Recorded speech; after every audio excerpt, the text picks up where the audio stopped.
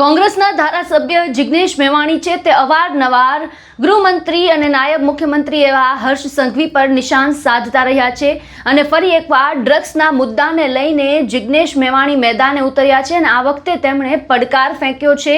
ડ્રગ્સના મુદ્દાને લઈને જ શું પડકાર ફેંક્યો છે અને શું વાત કરી છે તેમણે ડ્રગ્સને લઈને, સાંભળો।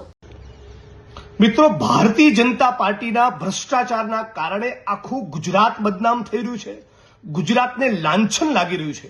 ગઈકાલે કોંગ્રેસ પાર્ટીના મારા સર્વોચ્ચ નેતા મલ્લિકાર્જુન ખડગે સાહેબે આ દેશની પાર્લામેન્ટમાં સંસદમાં મુદ્દો ઉપાડ્યો કે નરેન્દ્રભાઈ અને અમિતભાઈ આટલા બધા મર્દાનગીની વાતો કરતા હોય, આટલા બધા પાવરફુલ અને સ્ટ્રોંગ હોય, તો તમારા ગુજરાતમાં 1.3 લાખ કરોડનું ડ્રગ્સ છેલ્લા 1 વર્ષમાં જે પકડાયું એ પૈકીનું મોટા ભાગનું ડ્રગ્સ ગુજરાતમાંથી કેમ પકડાયું?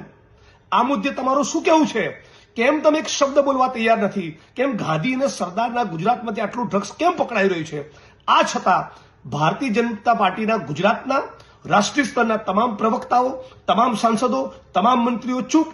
8 ચોપડી પાસ ગૃહમંત્રી, રાજ્યના પોલીસ વડા, રાજ્યના મુખ્યમંત્રી તમામ ચૂપ। એટલે આ વિડીયોના માધ્યમથી હું ચેલેન્જ કરું છું અને સમગ્ર ગુજરાતની એક વ્યક્તિનું સમર્થન માંગુ છું કે આવો સાથે મળીને માહોલ બનાવીએ કે ગુજરાતની વિધાનસભા 16 ફેબ્રુઆરીથી શરૂ થઈ રહી છે।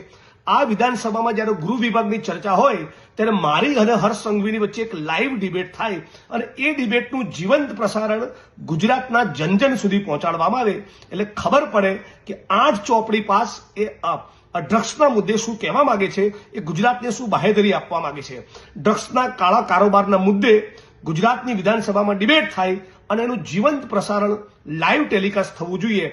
તમે જો આ વિચારના સમર્થનમાં હોય તો આખા ગુજરાતના ખૂણે ખૂણેથી કોમેન્ટ કરો અને આ વિડીયોને લાઈક કરો।